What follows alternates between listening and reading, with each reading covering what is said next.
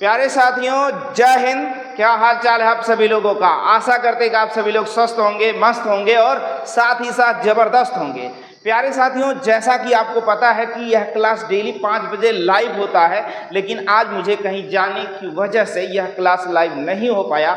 इसलिए मैं इस क्लास के लिए एक रिकॉर्डिंग वीडियो, यानी जैसे डेली की तरह चलता आया है वैसे आज भी मैं इस क्लास को रिकॉर्डिंग आपके इस YouTube चैनल पर अपलोड कर दे रहा हूं, और आप इसे देखें और अपने मित्रों को शेयर भी करें। और जो प्रश्न आपको ना समझ में आए उसे तुरंत कमेंट करें और नोट करके सेंड करें मेरे पास कि यह प्रश्न नहीं समझ में आया, उसे मैं ज़रूर देख लूँगा और फिर अगले दिन मैं आपको समझा दूंगा। तो चलिए आज की क्लास में देर ना करते हुए स्टार्ट करते हैं। पहला मोटिवेशन क्या होगा आज के लिए? आज के लिए पहला मोटिवेशन क्या होगा समझिएगा। हम अपनी बराबरी किसी से नहीं करते। हम अपनी बराबरी किसी से नहीं करते। हम अपनी बराबरी किसी से भी नहीं करते। जैसे भी हैं बेहतरीन हैं, जैसे भी हैं बेहतरीन हैं। अकेले खड़े होने का साहस रखिए साथियों, मित्रों, अकेले खड़े होने का साहस रखिए, क्योंकि यह जो दुनिया है वह ज्ञान देती है, साथ नहीं देती है। आज की मोटिवेशन क्लास, आज की मोटिवेशन इस लाइन की वजह से स्टार्ट होती है आपकी अगली क्लास, यानी स्टार्ट होता है पहला सवाल। और चलिए देखते हैं आज का पहला सवाल क्या है गणित में। और यह क्लास आपके यूपी टेट 2018 यानी 2018 में जो पेपर हुआ था, यूपी टेट 2018 में जो पेपर हुआ था वहां से सारे प्रश्न रखे गए हैं। तो चलिए आइए देखते हैं पहला प्रश्न क्या है। कह रहा है एक राशि साधारण ब्याज पर 10 वर्षों में दुगनी हो जाती है, तो कितने वर्षों में यह राशि उसी ब्याज दर पर 3 गुनी हो जाएगी? तो इसके लिए मैं एक आपको ट्रिक बताता हूं और एक बेसिक बताता हूं। यहां पर आपको बेसिक बता दे रहा हूं और यहां पर क्या बता दे रहा हूं, ट्रिक बता दे रहा हूं। बात समझ रहे हैं? यहां पर मैं आपको ट्रिक बता दे रहा हूं और यहां पर मैं आपको बेसिक बता दूंगा। तो समझिए ट्रिक और बेसिक में क्या मैटर है, समझिएगा। अब देखिए ट्रिक क्या होता है ऐसे सवालों के लिए। T1 बटे में T2 बराबर में N1 माइनस 1 बटे में N2 माइनस 1। क्या है? पहला समय दूसरा समय, पहला गुना दूसरा गुणा, सब में से घटाना। देखिए यहाँ पर कोई धनराशि साधारण ब्याज पर 10 वर्षों में, तो यहाँ क्या रखेंगे 10 वर्षों में। 2 गुनी हो जाती है तो 2 गुना माइनस 1, 2 गुना माइनस 1 और बटे में कितने वर्षों में, यानी T2 कितने वर्षों में यह राशि उसी ब्याज की दर से 3 गुना हो जाएगी, यानी 3 माइनस 1 हो जाएगा।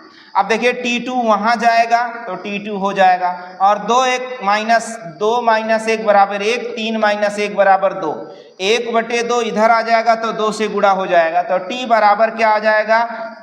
10 दूना 20 वर्ष, यानी 20 वर्ष लगेगा, सवाल का उत्तर हो जाएगा। यह बात आपको समझ में आ गई हो तो लाइक करेंगे, शेयर करेंगे। चलिए यहाँ से फिर से समझते हैं, हम बेसिक समझते हैं। बेसिक क्या कहता है, आपको वही सूत्र लगाना होगा। SI बराबर यानी साधारण ब्याज बराबर मूलधन गुणे में दर गुणे में समय, और बटे में क्या लगाएंगे 100।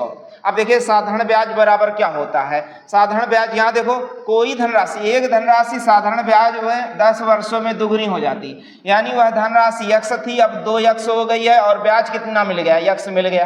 तो यहाँ देखो हम दर निकाल पाएंगे। ब्याज बराबर में मूलधन गुणे में दर, दर गुणे में 10 वर्ष बटे में समय, बटे में 100। x से x कट गया, 10 से 10 कट गया, 10 बचा, यहाँ आ जाएगा, यानी r इक्वल टू 10 आ गया। और r बराबर क्या है? रेट ऑफ इंटरेस्ट, और ये क्या है? दर है, दर है। बात समझ में आ जाएगा। अब बात दो फिर से समझो, फिर से समझो, यही सूत्र फिर से लगाना।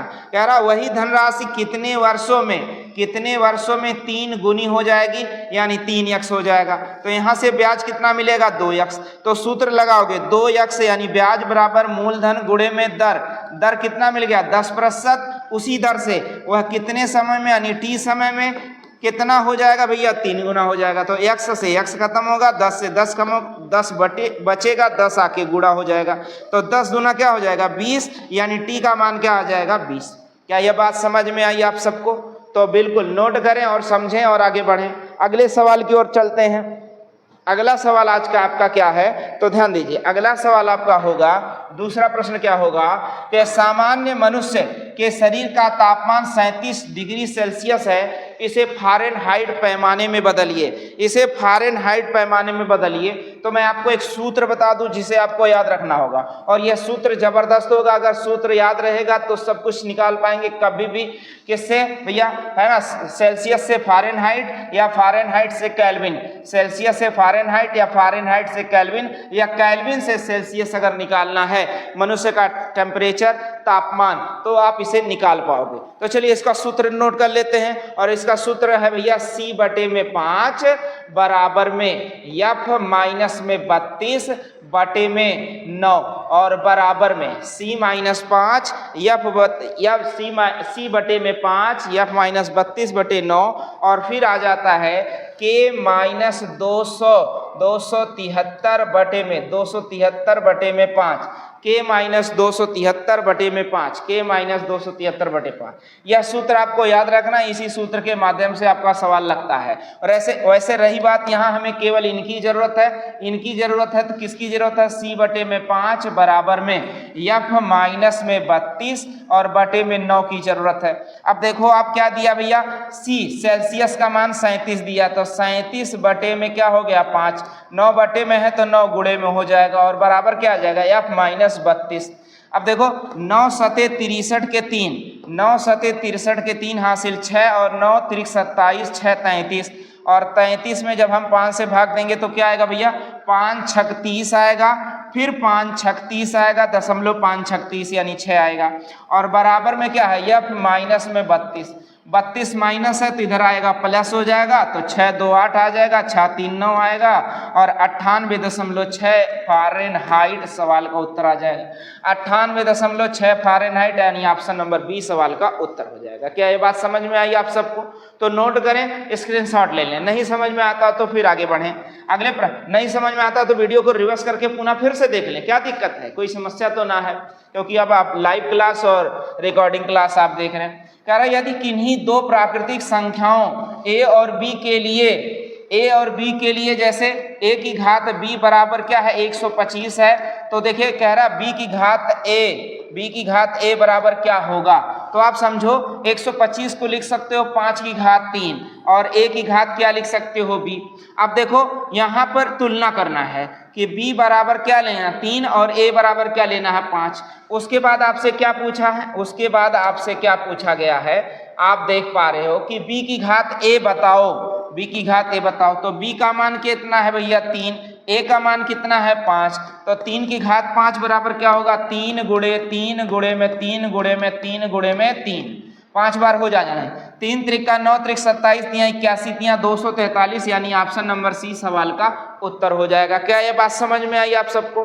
तो नोट करें, नहीं समझ में आता है तो फिर से देख लेंगे, फिर से वीडियो को देख लेंगे। कह रहा सबसे छोटी ऋणोत्तर अभाज्य पूर्णांक क्या है। भैया सबसे छोटी ऋणोत्तर अभाज्य संख्या क्या पूछी जाएगी, जब भी देखो यहाँ सबसे छोटी ऋणोत्तर अभाज्य संख्या, तो यहाँ पर कोई अभाज्य संख्या ऐसी दिख नहीं रही है जो ऋणोत्तर है, लेकिन है तो है सबसे छोटी अभाज्य संख्या क्या है 2 है, सवाल का उत्तर हो जाएगा। अभाज्य संख्या आपको बताया गया, अभाज्य संख्या के बारे में हर एक क्लास में चर्चा होता है, क्योंकि टेट की परीक्षा में हर एक सेट में अभाज्य से संबंधित सवाल जरूर पूछा जाता है। अगला सवाल और जबरदस्त, इसको आपको जोड़ना होता है। इसका जोड़ मैं भिन्नों का जोड़ और घटाव बता दूं मैं आपको। जब भी कभी ऐसा भिन्नों का सवाल मिले तो आपको क्या करना है, जो कंप्लीट में दिया हो उसे अलग ब्रैकेट में, जो कंप्लीट में दिया हो उसे अलग ब्रैकेट में, और जो भिन्नों में दिया है उसे अलग ब्रैकेट में कर लेंगे और चिन्ह के साथ करेंगे, ध्यान रहे। अब इनको जब जोड़ेंगे तो 1 2 3 4 पीछे से जोड़ेंगे, 1 2 3 आ गया है ना, फिर 1 1 2 आ गया, फिर क्या आ गया 1 प्लस। अब देखो आधा आधा पूरा और आधा आधा पूरा, तो पूरा पूरा 2, यानी आप जोड़ोगे तो 1234 2 36 सवाल का उत्तर हो जाएगा। 1236 ऑप्शन कौन सा, ऑप्शन नंबर ए सवाल का उत्तर हो जाएगा। क्या ये बात समझ में आ गई? तो पुनः आप क्या करो, वीडियो को अगर देख रहे हो तो लाइक करो, शेयर करो, है ना। बिल्कुल चलते हैं आगे अगले प्रश्न की ओर। कह रहा है यदि सभी प्राकृतिक संख्याएं a और b के लिए a स्टार b बराबर इतना, यानी भैया a स्टार b बराबर क्या दे रहा, कह रहा a स्क्वायर प्लस में b स्क्वायर और माइनस में ab। तो आप क्या करो 9 स्टार 10 का मान बताओ। तो 9 का वर्ग प्लस में 10 का वर्ग माइनस में 9 गुणे में 10, ऐसे आपको लिख लेना है। तो 9 9 81 हो जाएगा, प्लस 10 दहा में 100 हो जाएगा और माइनस 9 दहा में 90 हो जाएगा। अब देखो जब इन्हें दोनों सरल करोगे, इन दोनों का अंतर क्या आएगा, प्लस 10 और 81 में जुड़ जाएगा जब, तो क्या आ जाएगा भैया 91 आ जाएगा, और 91 आ जाएगा और सवाल का उत्तर हो जाएगा ऑप्शन नंबर बी। क्या ये बातें समझ गए? ऑप्शन नंबर बी सवाल का उत्तर हो जाएगा। चलते हैं हम अगले प्रश्न की ओर, और अगला प्रश्न आपका क्या कहता है, यदि x और y शून्येतर वास्तविक संख्याएं हो तो x square plus xy plus y square हमेशा होगा, हमेशा कैसा होगा? ध्यान दीजिए, अगर ये शून्येतर वास्तविक संख्याएं हैं, चाहे वो ऋणात्मक हो चाहे धनात्मक हो, दोनों, तो ऐसे में भैया ध्यान दो, हमेशा नोट कर लो, हमेशा इनका मान क्या आएगा, धनात्मक आएगा। बस इतना ही नोट करना, इससे ज्यादा नोट करना नहीं। हो सकता है यह वीडियो बहुत जल्दी से खत्म हो जाए, क्योंकि रिकॉर्डिंग वीडियो है तो तेजी से खत्म हो सकता है कि नहीं? बात समझ गए ना? ये 15 मिनट 20 मिनट 25 मिनट की क्लास हो सकती है, क्योंकि भैया मुझे केवल समझाना है आपको, क्योंकि आज आप हमारे सामने नहीं है, नहीं तो मैं आपके सामने रहता हूं और आप मेरे सामने रहते हैं, और जो सवाल नहीं समझ में आता उसे मैं फिर से समझाता हूं, क्योंकि आप देखते हैं जैसा कि। चले हम चलते हैं अगले प्रश्न पर। अगला प्रश्न क्या रहा है, 100 के समभाजकों की संख्या क्या होगी? 100 के समभाजक यानी जो 100 है उसका समभाजक बताओ, यानी वैसी संख्या जो 2 से कटने वाली हो उन्हीं को हम बताना है, यानी 100 के समभाजक। समभाजक देखो पहला क्या होता है, 2 से कट जाएगा, और अगर देखें तो ये 5 से भी कट जाएगा, लेकिन समभाजक नहीं, ये विषम भाजक है। बात समझ गए ना? है ना? बात समझ गए ना? तो हमें समभाजक लेना है, केवल क्या लेना है, हमें केवल समभाजक लेना है, तो हमें 5 को नहीं लेना है। तो 2 से कटने वाली संख्या है, 4 से कटने वाली है, 10 से कटेगी, 20 से कटेगी, है कि नहीं? 20 से कटेगी, और किससे? 50 से कटेगी, और किससे कटेगी? 100 से कटेगी। तो देखो 1 2 3 4 5 6, यानी समभाजकों की संख्या कितनी हो जाएगी भैया? 6 हो जाएगी। वैसे 100 तो बहुत संख्याओं से कटने वाली है, लेकिन हमें समभाजक, सम मतलब वह संख्याएं जो 2 से विभाजित हो, वही संख्याएं सम संख्याएं होती हैं, यानी समभाजक बताना होता है। चलिए अगले प्रश्न की ओर चलते हैं, और अगला प्रश्न क्या कहता है कि 15 सेंटीमीटर भुजा वाले किसी घन में से 3 सेंटीमीटर भुजा वाले कुल कितने घन काटे जा सकते हैं? तो भैया मैं आपको एक सूत्र बता दूं ऐसे सवालों के लिए कि घनों की संख्या या ईंटों की संख्या, क्या? घनों की संख्या बराबर क्या होगा? बराबर होगा बड़े घन का आयतन। क्या भैया? बड़े घन का आयतन और बटे में एक छोटे घन का आयतन। बात समझ गए ना? एक छोटे घन का आयतन। अब बड़े घन का आयतन क्या हो जाएगा?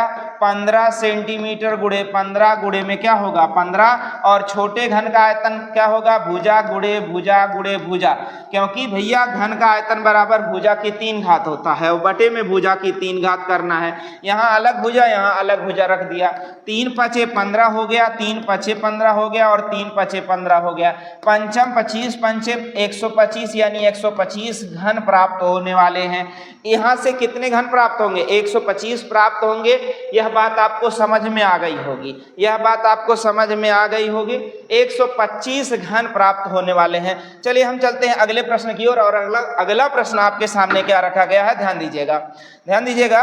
कह रहा कि 3 की घात 1989 में 7 से भाग देने पर शेषफल क्या होगा? और इसका मैं जबरदस्त आपको ट्रिक बता देता हूं, कभी भूलेगा नहीं। ध्यान दीजिएगा, यहाँ 3 की घात 1989 है। क्या भैया? 3 की घात 1989 है, और इसे हमें 7 से भाग देना है। नोट करो, जब भी घातांकीय संख्याओं का हमें क्या निकालना हो, शेषफल निकालना हो, तो यहाँ अगर यहाँ दोनों क्रमागत संख्याएं हैं, और अगर यहाँ दोनों क्रमागत संख्याएं, समझ लो, अच्छे से समझ लो, अगर यहाँ क्रमागत संख्याएं हैं तो ऐसे में हम क्या करते हैं, यहाँ सम होने पर 2, और विषम होने पर क्या होने पर भैया? विषम होने पर 1 रखते हैं। अगर यहाँ क्रमागत है तब, अगर क्रमागत नहीं, थोड़ा आगे पीछे हैं, तो विषम के स्थान पर हम 3 ले सकते हैं, और सम के स्थान पर 4 लेकर हल कर सकते हैं। जैसे 3 की घात, हम देखो ये दोनों अलग अलग है, दूर है, तो हमने ले लिया 3 और बटे में 7। अब 3 की घात 3 बराबर क्या होगा भैया? 27, क्योंकि 3 त्रिक का 9 त्रिक 27 और बटे में 7। तो 7 त्रिक 21, 6 27, यानी भाग देने पर शेषफल क्या आने वाला है 6, और टिक करो क्या होगा 6। बात समझ में आ गई हो तो लाइक करो, शेयर करो। आज भले ही ना आपके सामने हम लाइव हो पाए, क्योंकि कहीं जाना है इस वजह से लाइव ना हो पाए, तो आज की क्लास आपकी ऐसे ही चलेगी।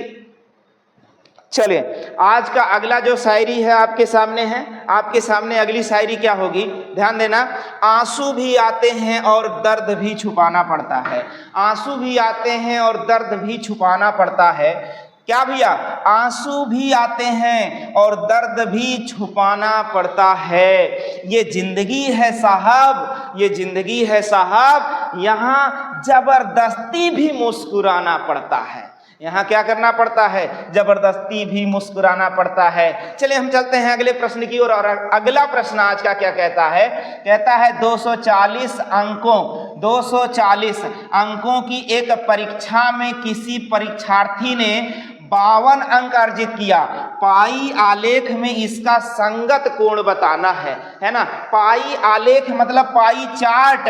क्या भैया, पाई चार्ट। पाई चार्ट आप देखे हैं कि नहीं देखे, कई सवाल तो मैं करवा चुका हूं आपको। पाई चार्ट में एक परिवार का, एक घर का, एक मकान का, एक बिल्डिंग का आदि सभी चीजों का ब्यौरा होता है। जैसे भोजन का खर्च, शिक्षा का खर्च, यातायात का खर्च, अन्य खर्च, गुटखा बीड़ी का खर्च आदि सभी खर्च नहीं होता है, वही सारे खर्चे। तब अब यहाँ पर हमें पाई चार्ट के माध्यम से सवाल का उत्तर देना है। जैसा कि आपको पता होगा कि यह वृत्त है और यह वृत्त है, यह पाई है, यह पाई चार्ट है। और पाई चार्ट में कितने अंश का कोण बनता है, 360 अंश का कोण बनता है। यहाँ देखो कह रहा है कि हमें 240 की परीक्षा है, तो मैं आपसे ऐसे कह दूं कि 240 अंक बराबर, एकदम शॉर्टकट में समझना, 240 अंक बराबर कितना भैया, 360 अंश के। 360 अंश के एक अंक बराबर कितने के होगा, बटे में 240 के। तो यहाँ देखो क्या करना है, 52 अंक का मान ज्ञात करना है। तो दोनों तरफ हम क्या करने वाले भैया, 52 अंक से भाग देंगे और सवाल का उत्तर 0 से 0 खत्म, 12 3 36, 12 दूनी 24, और 2 से भाग देंगे तो 26, 26 दूना 52। अब फिर देखेंगे 26 तिया कितना आएगा, 78 अंश। यानी इस संगत का कोण, यानी इसका कोण का मान कितना होने वाला है, 78 अंश होने वाला है। चलिए चलते हैं अगले प्रश्न की ओर। अगला प्रश्न आपके सामने होगा, कहता है कि यदि, देखिए अगला प्रश्न आपका क्या कहता है, यदि 2352, क्या भैया 2352 बराबर फलाना फलाना दिया गया है। क्या दिया गया है, 2 की घात x गुणे में 3 की घात y गुणे में 7 की घात z। तो भैया x plus y plus z का मान ज्ञात करो, यानी वैल्यू ज्ञात करो। अब ध्यान दो, ऐसे सवालों को हम कैसे लगाते हैं, एकदम जान लो, बहुत आसान है। पहले इसको तोड़ो, इसको पहले तोड़ो कैसे, 2 से भाग दो, 2 एकन 2, 2 एकन 2, 1 बचा, 2 सत्ते 14 और 2 छक 12, फिर 2 से भाग दो, 2 पंचे 10, 1 11 और 2 अठे 16, 1 17, फिर 2 अठे 16, फिर 2 से काटो, 2 दूनी 4, 1 5, 2 9 18, फिर 2 चौके 8, फिर 2 से भाग दो, 2 एकन 2, 2 चौके 8, 1 9, 2 सत्ते 14। किससे कट रहा जरा देखो, 7 से, 7 दूनी 14, 7 एकन 7, फिर 7 से भाग दो, 7 त्रिक 21 और फिर 3 से भाग दो। अब देखो ये कट गया, लेकिन यहाँ देखो 2 की घात कितना बनेगा, 4, 2 की घात 4। यहाँ देखो 7 की घात कितना बनेगा, 2, और यहाँ देखो 3 की घात कितना बनेगा, 1। तो ऐसे में ये देखो एक दूसरे के क्या हो गया, समान हो गया। यहाँ देखो 2 बराबर, यहाँ देखो क्या बराबर हो गया, 3, यहाँ देखो क्या बराबर हो गया, 7। अब 2 बराबर 2 तो x बराबर 4 हो जाएगा, है कि नहीं। और यहाँ देखो 3 बराबर 3 तो y बराबर क्या हो जाएगा, 1, और 7 बराबर 7 तो z बराबर क्या हो जाएगा, 2। ऐसे में हमें x plus y plus z बताना है, तो 4 1 5 2 7 सवाल का उत्तर हो जाएगा। क्या ये बात समझ में आ जाएगा, एकदम समझ जाओगे तो ढेर सारा दिल भेजोगे और लाइक करोगे और शेयर भी करोगे, है ना, बिल्कुल सही, बिल्कुल सही। चलते हैं अगले प्रश्न की ओर। अगला प्रश्न, यह सभी प्रश्न आपके टेट टेट 2018 की परीक्षा में पूछा गया है। प्रीवियस ईयर का सभी क्वेश्चन मैं आपको करा रहा हूं, ध्यान रहे, इसलिए जबरदस्त 2-2 3-3 बार देखकर समझ कर जाना, क्योंकि परीक्षा में जो सवाल आते हैं कभी कभी रिवीजन मोड में रहता है, वैसा ही सवाल बनाकर दे देता है। क्या बात समझ गए ना? चलिए हम चलते हैं अगला प्रश्न आज का। अगला प्रश्न क्या है भैया? 13 नंबर कह रहा है यदि पी का, अब देखो पी का मतलब गुणा पी का प्रतिशत, कल ही मैंने समझाया बहुत अच्छे से, प्रतिशत मतलब बटा 100 और बराबर क्या है 3600। 100 बटे में है, 100 गुणे में ले आओ, 100 गुणे में लाओ, तो यहाँ देखो पी गुणे पी मतलब पी स्क्वायर, और वर्ग का उल्टा क्या होता है? वर्गमूल। 36 का वर्गमूल 6, 100 का वर्गमूल 10, यानी पी का मान क्या होने वाला है भैया बताओ? 6 दहा में 60 सवाल का उत्तर हो जाएगा। क्या ये बात समझ में आई आपको? तो लाइक करो, शेयर करो जबरदस्त तरीके से। और अगला सवाल आप देखोगे, अगला सवाल क्या है? एक बहुभुज के अंतःकोणों का योगफल। अरे मैंने इसका ट्रिक जबरदस्त बताया है, याद करो। ग्रुप डी परीक्षा हो, एनटीपीसी हो, या रेलवे की कोई वैकेंसी हो, या फिर टेट की परीक्षा हो, यहां से एक सवाल जरूर गणित में पूछा जाता है। अंतःकोणों का योगफल, भुजाओं की संख्या, या बाह्य कोण, या अंतःकोण, कोई सवाल जरूर पूछ लेता है। तो ऐसे में आप ध्यान दो, ऐसे में ध्यान दो, यहां जब भी अंतःकोणों का योगफल दिया गया है तो मैं अंतःकोणों का योगफल का एक सूत्र आपको बताया हूं या याद करवाया हूं। अंतःकोणों का योगफल बराबर मैंने क्या बताया है? भुजा माइनस 2 गुणे में 180। एकदम जबरदस्त ट्रिक है, याद कर लो।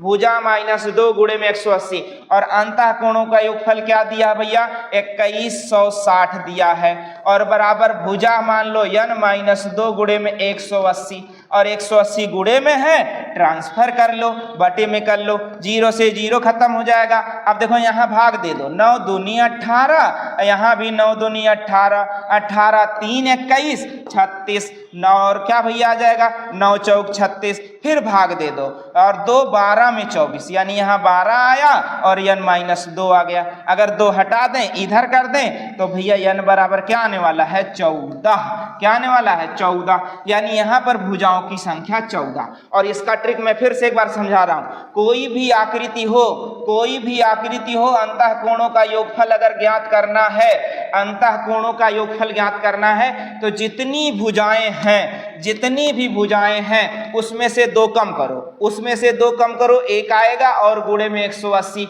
और वैसे भी पता है कि त्रिभुज के तीनों अंतःकोणों का योगफल क्या होता है? 180 अंश ही होता है। 4 भुजाएं हैं तो इसमें से 2 कम करो, 2 कम करोगे तो 2 आएगा, गुणे में 180, यानी 18 दूनी 36, यानी 360, यानी चतुर्भुज के सभी अंतःकोणों का योगफल 360। अगर मैं बात करूं पंचभुज है तो इसके सभी अंतःकोणों का योगफल क्या होगा? फटाक दे कमेंट करके बताओ। तो कितनी भुजाएं बताओ जल्दी से? 5 माइनस 2 3 गुणे में 180, तो 18 3 54, यानी 540 अंतःकोण। इसी प्रकार से आपकी परीक्षा में एक बार पूछा गया था 10 भुजा वाले अंतःकोण, 10 भुजा वाले बहुभुज के अंतःकोणों का योगफल क्या होगा? तो आप क्या करोगे? 10 माने 10 2 12 माइनस 2 बराबर क्या हुआ? 10 और गुणे में 180, और जब गुणा करोगे तो क्या आने वाला है? 1800 अंतःकोणों का योगफल। और आज की अगली क्लास, आज का अगला प्रश्न और अंतिम प्रश्न है कि नहीं? आज का अगला प्रश्न और अंतिम प्रश्न, इसे हम लोग देखते हैं क्या होगा इसका उत्तर। चलिए आइए देखते हैं। प्रश्न अगर ना समझ में आए तो कमेंट जरूर करिएगा, प्रश्न ना समझ में आए तो कमेंट जरूर करिएगा। फिर मुलाकात, देखिए प्रश्न ना समझ में आए तो कमेंट जरूर करिएगा, क्योंकि आज मैं आपसे लाइव नहीं हूं, मैं आपको रिकॉर्डिंग क्लास शाम 5 बजे प्रोवाइड कराने वाला हूं।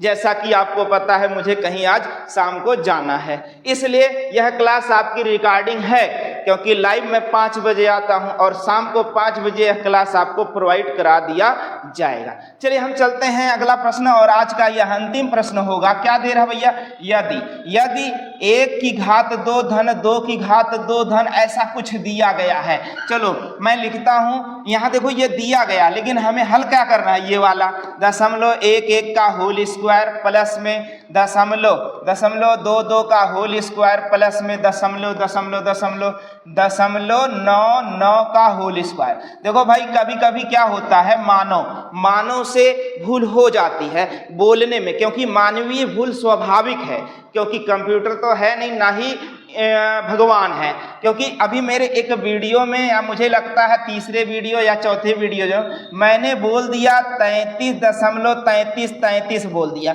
जो कि मेरा बोलना गलत तो है, लेकिन कहीं ना कहीं सवाल का उत्तर मैंने आपको दिया था। देखिए बोला क्या जाता है वहां पर 33.333 बोला जाता है। तो भैया ये मानवीय भूल है, इसे भूल समझकर ही भूल जाना बेटर है, क्योंकि हमें कभी ऐसा नहीं, इंसान है तो गलतियां होती रहे, तो उसको भैया आप लोग समझ लिया करो थोड़ा बहुत कभी कभी। चलो हम देखते हैं इस प्रश्न को यहां कैसे हमें लगाना है। तो ये देखो जबरदस्त बता रहा हूं, सुनना समझना। पहले तो हमें इसे इसके जैसा बदलना होगा। तो यहाँ देखो 0.11 लिखा है ना, यहाँ हम क्या करते हैं 11 बटे पहले 100 कर लेते हैं। 100 मतलब 100 से ऊपर गुणा किए होंगे। मैं एक समझा दूं आपको, यहाँ देखो 0.11 का होल स्क्वायर है ना, तो इसको लिखा जाएगा 0.11 गुणे में 100 बटे में क्या लिखेंगे 100। और बदलने के लिए भैया ऊपर नीचे बराबर करते हैं, और इस 100 का गुणा जब इसके साथ करेंगे तो दशमलव हट जाएगा, बचेगा क्या 11 बटे में 100 का होल स्क्वायर बचेगा। इसीलिए मैंने डायरेक्ट लिख दिया। यह आप समझ के चलना, और यही मैं हर जगह करने वाला हूं। 22 बटे में 100 का होल स्क्वायर लिख दिया। प्लस में आगे भी ऐसे मैं लिखूंगा 33 बटे 100 का होल स्क्वायर लिखूंगा। इस डॉट का मतलब क्या है, आगे और भी, लेकिन यहीं तक 99 बटे में मैंने क्या लिख दिया 100 का होल स्क्वायर लिख दिया। बात समझ गए ना। अब देखो सब जगह से, यहाँ देखो स्क्वायर लिखा था, सब जगह से मैं 11 बटे 100 कॉमन ले सकता हूँ। 11 बटे 100 कॉमन ले सकता हूँ, कहो तो मैं दिखा दूं। चलो यहाँ देखो 11 बटे में 100 है, बहुत बड़ी हो जाएगी फिर, लेकिन यह सवाल तो यहीं समझकर उत्तर देना था। अभी मैं लास्ट में समझाता हूँ, केवल 5 सेकंड में उत्तर दे पाओगे आप। चलो यहाँ देखो 1 एकन हो गया, प्लस में अगर मैं यहाँ 22 बटे में 100 कॉमन ले लूं, है कि नहीं, 22 बटे 100 कॉमन ले लूं, तो क्या बचेगा भैया 1 का वर्ग, सॉरी यहाँ 22 नहीं लेना है, लेना क्या है, 1 मिनट, यहाँ लेना है आपको 11 बटे 100 कॉमन लेना। 11 गुणे में 2 बटे में क्या आया 100, आया कि नहीं आया। और जब देखो वर्ग बना, ये इसका भी वर्ग होता है, ये इसका भी वर्ग है, और ये इसका भी वर्ग है। ये सारी चीजें बाहर समझाने की है, लेकिन मैं यही समझा रहा हूँ। ये इसका भी वर्ग है, ये इसका भी वर्ग है, ये इसका वर्ग, लेकिन 11 तो नहीं, 22 बटे 100 है कि नहीं। अब जब इसका वर्ग आपको नियम पता होगा, a गुणे b का होल स्क्वायर मतलब क्या है, a स्क्वायर गुणे में b स्क्वायर। तब हम वर्ग अलग कर सकते कि नहीं कर सकते। तो वैसे जब इसको हम अलग कर लेंगे तो 11 बटे 100, यहाँ से भी 11 बटे 100, यहाँ से भी 11 बटे 100, सारा कॉमन हो जाएगा कि नहीं हो जाएगा। बिल्कुल। अगर ना समझ में आए वीडियो को फिर से रिवर्स करके देखना। जब कॉमन हो जाएगा तो यहाँ क्या बचेगा भैया 11 बटे में 100 का होल स्क्वायर, तो मैंने कॉमन ले लिया। अब बचा क्या 1 का स्क्वायर। यहाँ देखो क्या बचेगा 2 का स्क्वायर, और यहाँ क्या बचेगा 3 का स्क्वायर, बचेगा कि नहीं बचेगा। और ऐसे यहाँ क्या बचेगा 9 का स्क्वायर बचेगा कि नहीं। अब देखो सवाल में ये दिया है कि इसका मान क्या है भैया, इसका मान क्या है 285। इसको जरा सरल करोगे, थोड़ा सा सवाल बड़ा है, मैंने पहले से आपको समझाया था। जबरदस्त सवाल है, कठिन सवाल है, क्योंकि इसको समझने के लिए बढ़िया से पढ़ना पड़ेगा। अब देखो यहाँ क्या दिया है 11 मतलब 11 गुणे 11, और बटे में 100 है तो 100 का वर्ग लिख सकते हो, या 100 गुणे में 100 लिख सकते हो। और इस टोटल का मान बताओ क्या दिया है सवाल में 285। समझ में आया ना। अब भैया 121 का गुणा तो आपको पता नहीं, 11 11 ही हम 121, इसलिए मैंने 11 11 लिख दिया। 11 का गुणा करो, 11 पचे 55, और 11 अठे 88, और 88 5 क्या हो जाएगा भैया 93 के 3 हासिल आए 9। 11 अठे 88, 88 5 8 5 13, 93 के 3 हासिल आए 9। 11 दूनी 22, 8 30 1 31। फिर से 11 से गुणा करो, 11 पचे 55 के 5, 11 तिया 33, 5 33 5 38 के 8 हासिल आए 3 और 11 1 11 3 14 के 4 हासिल 1 11 3 33 1 34। नीचे कै जीरो है 4, तो 4 अंक पे दशमलव लगाओ और सवाल का उत्तर लाओ। 3.44 कहाँ पर है भैया? 3.4485, 3.4485। देखो ऑप्शन नंबर सी, ये देखो 0.344 दिया, तो ऑप्शन नंबर सी सवाल का उत्तर होगा। देखो ये सवाल है बहुत जबरदस्त, इसे समझोगे तो सेकंडों में भी लगा सकते हो, ऐसी बात नहीं है। इसे समझोगे तो सेकंडों में भी लगा पाओगे, क्योंकि यही दूसरी लाइन में सवाल का उत्तर है। लेकिन भैया आप इतना कम जानते हो, इसलिए मुझे बहुत डिटेल में बताना पड़ता है। बात समझ गए ना? तो यह सवाल फिर से एक बार समझोगे और 2 बार समझोगे तो तीसरी बार पक्का है आप इसे समझ जाओगे कि कैसे हम छोटे में लगाएंगे। तो प्यारे साथियों, आज के लिए मुझे लगता है इतना ही रहेगा, क्योंकि 15 क्लास डेली 15 प्रश्न डेली मैं कराता रहा हूँ, है ना। और आज शाम को कहीं जाना है, इस वजह से आपको जो है इतना ही करा पाया और लाइव क्लास नहीं आ पाए। प्यारे साथियों, जैसा हो, अगर क्लास अच्छा लगा हो तो लाइक शेयर और सब्सक्राइब जरूर करें, अपने मित्रों को भी सेंड करें। फिर मुलाकात करते हैं अगले शाम 5 बजे। तब तक के लिए जय हिंद।